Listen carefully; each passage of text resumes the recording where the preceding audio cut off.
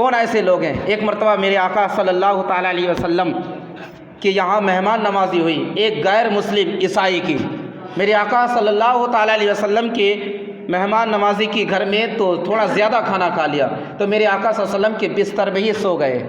میرے آقا صلی اللہ علیہ وسلم کے بستر ہی میں سو گئے تو رات کو پیٹ خراب ہوا تو میرے آقا کے بستر کو گندا کر دیا، یعنی پاخانہ کر دیا۔ صبح فجر کا وقت ہو رہا تھا، اس سے پہلے ہی جب نیند سے بیدار ہوئے تو وہ ڈر کے مارے اٹھا اور بھاگا۔ سوچا ابھی مسلمان کے نبی کے غلام ابھی دیکھیں گے تو ماریں گے، ہمیں پیٹیں گے۔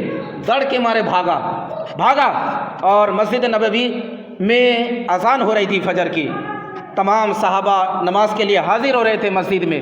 میرے آقا صلی اللہ علیہ وسلم بھی جو ہے نا موجود تھے۔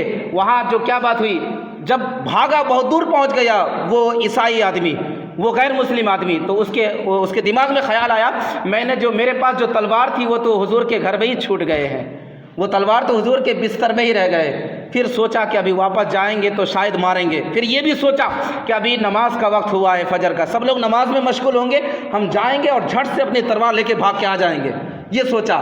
میرے آقا صلی اللہ علیہ وسلم جب وہ پہنچے تو میرے آقا صلی اللہ علیہ وسلم کو دیکھ کے آنکھیں ترس گئی، دنگ اور حیرت میں پڑ گئے۔ میرے آقا صلی اللہ علیہ وسلم اس کے گندگی کو، اس کے پاخانہ کو خود اپنے ہاتھ سے صاف کر رہے، دھو رہے، بولے سبحان اللہ، اپنے ہاتھ سے دھو رہے، صاف کر رہے ہیں۔ میرے آقا صلی اللہ علیہ وسلم کی یہ تربیت، یہ اخلاق، نیچر دیکھ کر کے اس کی آنکھیں دنگ رہ گئی، تعجب اور حیرت میں پڑ گیا، کیا آقا ہیں، کیا حضور ہیں، کیا تربیت ہے، کیا اخلاق ہے۔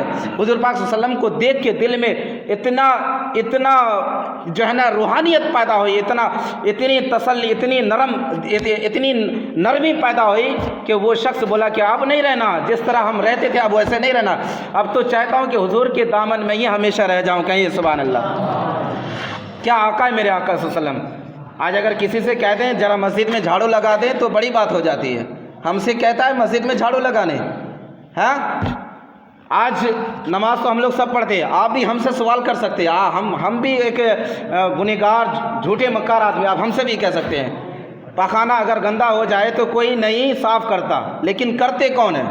ہم ہی لوگ تو کرتے ہیں۔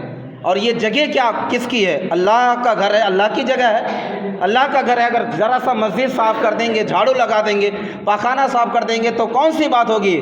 اس واقعہ کو یاد رکھ لیجئے نا، اپنے دل میں بٹھائیے کہ میرے آقا جب غیروں کے گندگی کو اپنے دستے مبارک یعنی اپنے ہاتھ سے صاف، اپنے مبارک اپنے نور کے ہاتھ سے صاف کر سکتے ہیں، تو ہم تو ان کی امت ہے، ان کے غلام ہیں۔